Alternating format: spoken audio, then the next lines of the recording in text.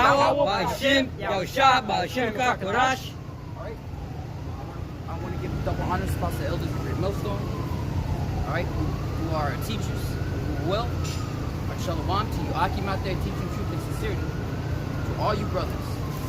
Alright, and peace and blessings upon you brothers and you few amount of sisters that are in this truth. Alright? So we're the Hebrew Israelites back at you once again to prophesy the downfall of Esau's kingdom and to bring remembrance unto the children of Israel, which consists of so-called blacks, Latinos, and Native Americans, to bring us back to our power, which is Yahweh, to our Lord, Yahawashi. So it's Yahweh, Bahashim, Yahawashi. Yahweh means he is, alright? Bahashim means in the name. Yahawashi means he saves or he delivers. They're the Hebrew tongue, which is the only tongue that you can call upon those names with.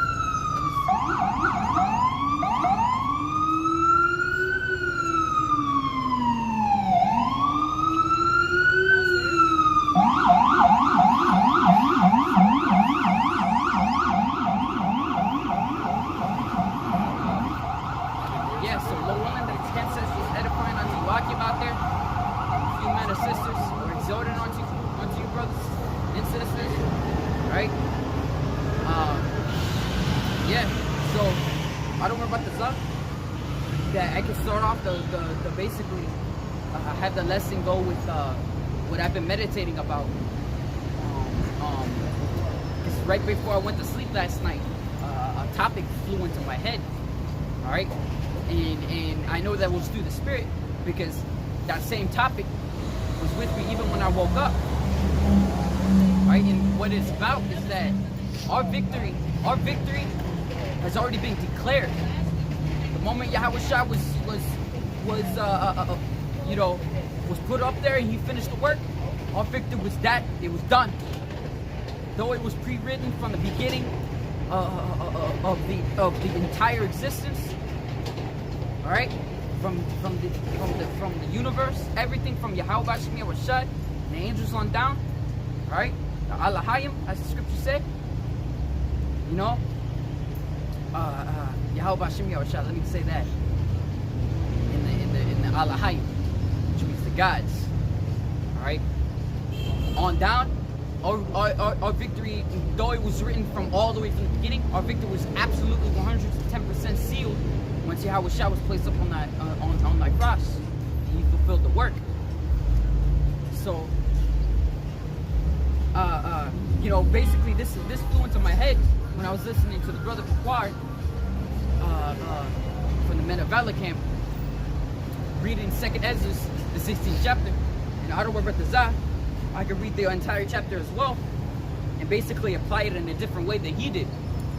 All right, and we're just going to roll with the Spirit from there, and and whatever topic comes up or anything like that, we'll go through it through the Spirit. All right, so this is 2nd Ezra, chapter 16, verse 1. Actually, let's see. You can actually read this. I want you to read it. 2nd Ezra chapter 16. I want you to read the entire thing.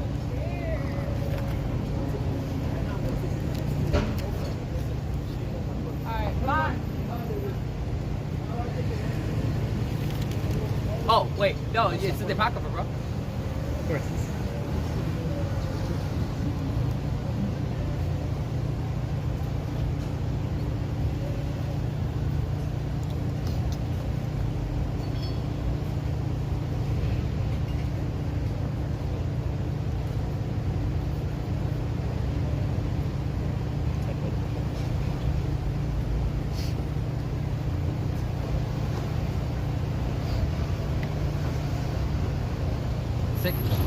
Yes, 2nd Ezra chapter 16, verse 1. Should be hard to find. I found it.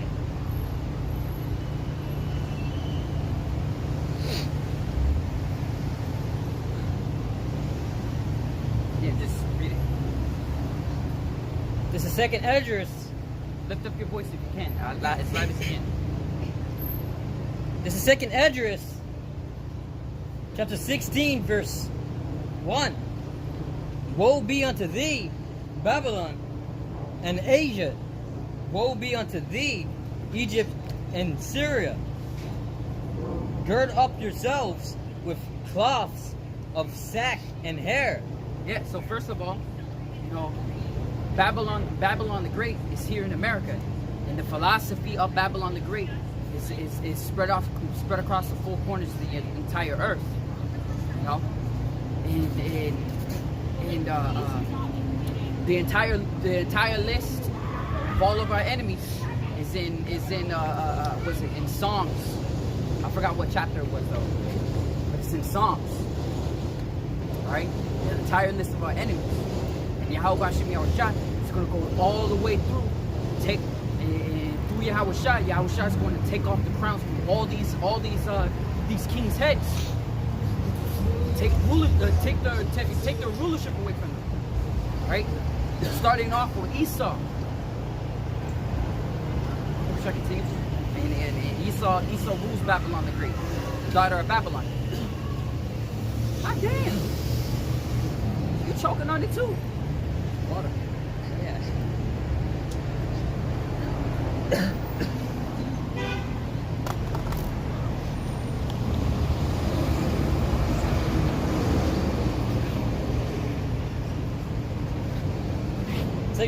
16, verse 2.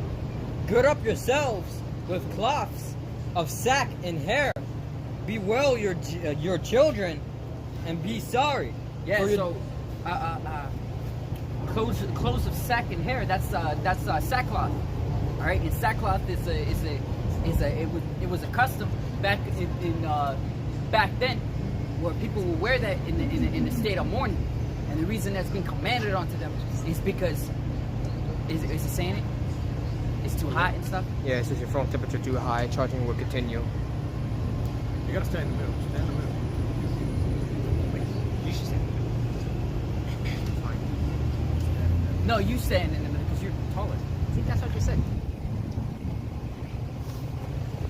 Oh, you gotta make sure it's on the phone. But yeah, so it was a custom back then when to wear sackcloth when you're on the state of mourning. All right, this is being commanded. This is being commanded onto them for the fact that they didn't think of the latter end basically when Israel was in their hands, starting off with Esau. But all these nations had a piece of us. All these nations, all these heathens had a piece of us during our slavery, during our bondage. We were a currency. All right, we were a currency. We were like the main currency back then. All right, we were the main currency, and they didn't think the latter end of you know dealing with us in that sort of manner, in that sort of way, treacherous. Esau did it the worst, but all these nations, they did it bad. All right, they all treated us bad. They had an agreement to wipe us off the face of the earth, and they didn't think the latter end of it. And now their children are living in these days, and they're gonna suffer the punishment of their fathers, and the fathers are back again from those children as well. All right, so they're gonna suffer the punishment of their forefathers, just as we suffer the punishment of our forefathers, which is why we went into slavery and we went into bondage. It's the same way you nations are gonna go into it as well. Starting off with you so-called white people, you Edomites. That's your biblical name. All right? Starting off with you men, women, and children. Thus saith Yahawashi, he that leadeth into captivity shall go into captivity. He that slays with the sword shall be slain with the sword. All right? And since our victory is declared, this is inevitable for you. Your defeat's already been pre-written from the foundation of the earth. I'm going to mention this a lot during this lesson. I don't want to run this up. So, Baba Kushar, continue.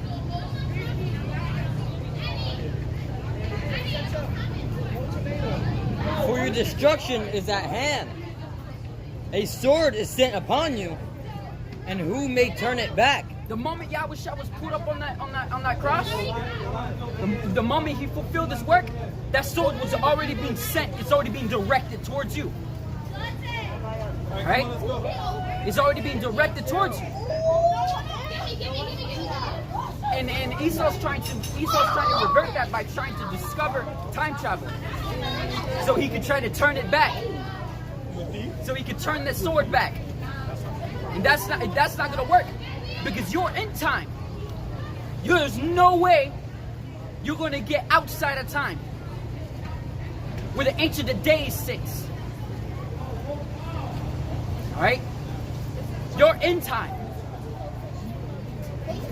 And you guys can't even figure out how the chariots work. What makes you think you're gonna figure out how time works? All you know that time moves forward, and time, even time agrees to your demise. Even the very earth agrees to your demise. Everything everything of creation agrees to your demise. In all your nations. That James Webb telescope, that new telescope that's showing the heavens and all that, he pretty much put it up there to look for the chariots. Yeah. To spot the chariots coming before they even crack the skies. But that's not even going to work either. They can't even take a picture of a chariot going like super speed. What makes it think they can snap a picture of a chariot trying to come towards the earth? I mean, it's stupid. Same reason they put that old telescope is still working up there. It's called the Hubble Space Telescope. The Hubble Space Telescope is pretty much part of a Star Wars program, because there was a blueprint on a small documentary, and it shows all these satellites shooting laser. They call it particle beams, and one of those satellites resemble exactly like the Hubble Space Telescope anyway. Yeah, so, and people think it's pointed towards Earth, but it's actually pointed towards the opposite direction. So Esau is on a losing battle. And that's exactly why the telescope is facing towards space. Same as the laser. The laser is pointed towards space. And Esau's trying, and we give him that. But Esau's a sore loser. You know, he's a sore. He doesn't want to lose. So he's going to try to do everything he can to win. Everything he can, but he's already lost. Everything is vain. What he's doing is just vain. Yeah. It's just part of the story. And just like what Pastor Rema says, you know, it's like two master chess players. Or like two master chess players, and there's another master chess player. Oh no, let's just say, no, let me actually rephrase that. How possible it was Pastor Rema, it wasn't two master. It was two chess players and a master chess player spectating, right? And he can already see that the game, that one already won before the game was even finished. So we want to take one step, and the other one takes a step. He's like, well, he's done. Right. You know? The Mosai already knocked most of the pieces, and Esau probably got like 3 or 2 pieces left. That's it. Okay, one piece. He's got one piece. and I bet the last piece that Esau got is the queen. It's got that, you know, shit, bro. Look at a preset. Oh yeah. This is 2 Kings chapter 6, verse 11. It says, therefore the heart of the king of Sarah, I think I'm saying that right, it says, was sore and troubled for this thing. And he called his servants and said unto them, will ye not shew me which of us is for the king of Israel? It says one of his servants said, none, my lord, O king, but Elijah and the prophet that is. Maybe I should go down.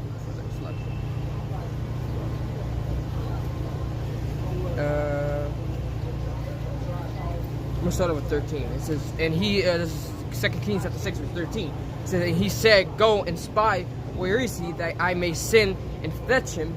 And it was told, saying, behold, he is in Dothan? Man, I'm bad at names, lucky. Dothan? Yeah, Dothan. Okay, this is therefore sent thither horses. Or you said Dothan. This is therefore. Looks like I lost where I was at.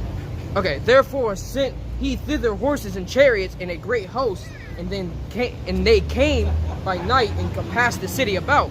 And when the servant of man, I know exactly what you're getting. but just apply that just a little later, because it'll actually apply better. Charging stop. It's super hot out here. We're just gonna be out here as long as it, as long as the spirit allows.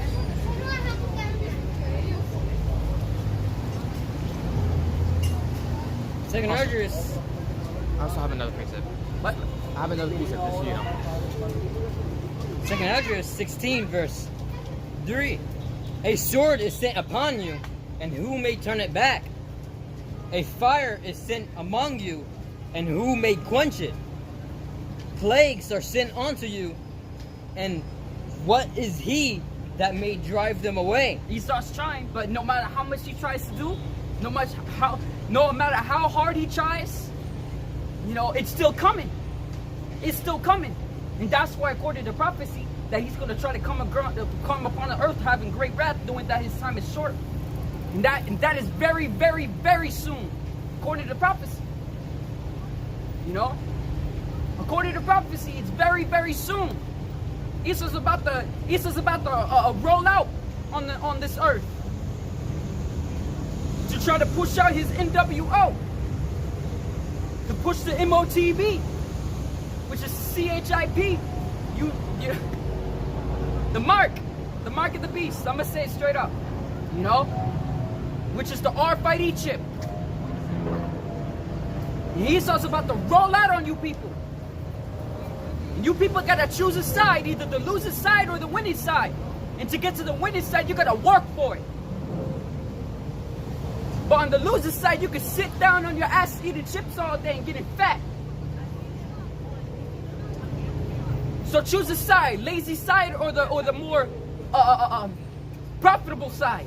The more what's the word?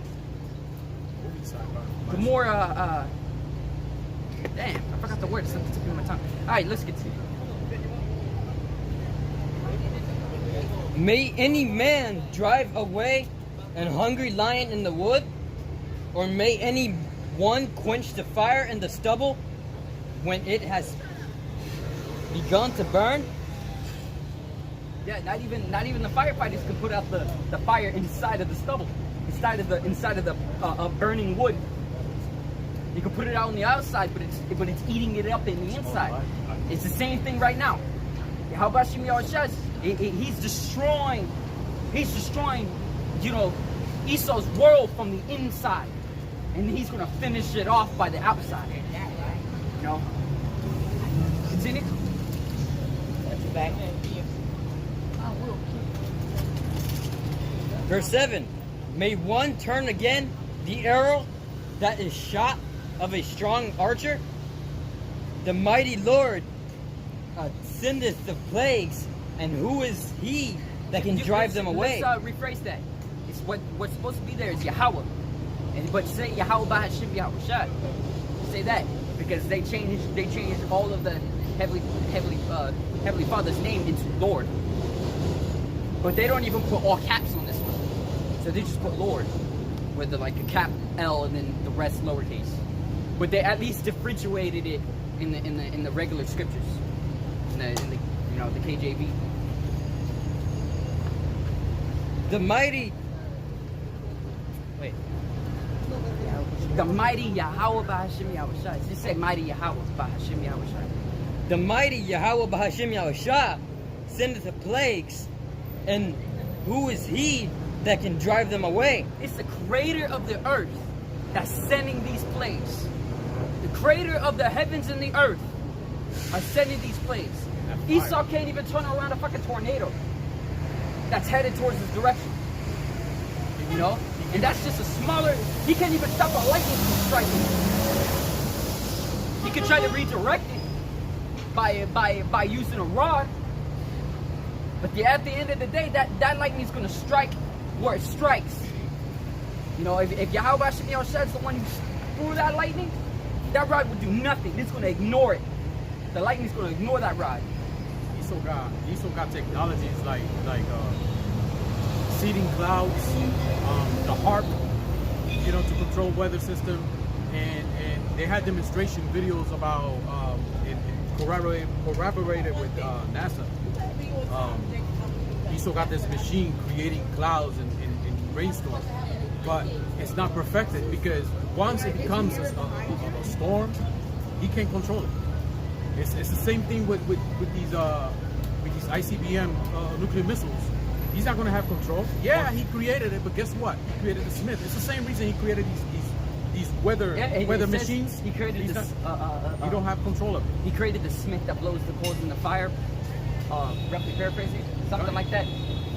Yeah, once those rockets are in the air, it's, you know, there's The no weapon stopping. of the Lord's indignation. No control. Something like that.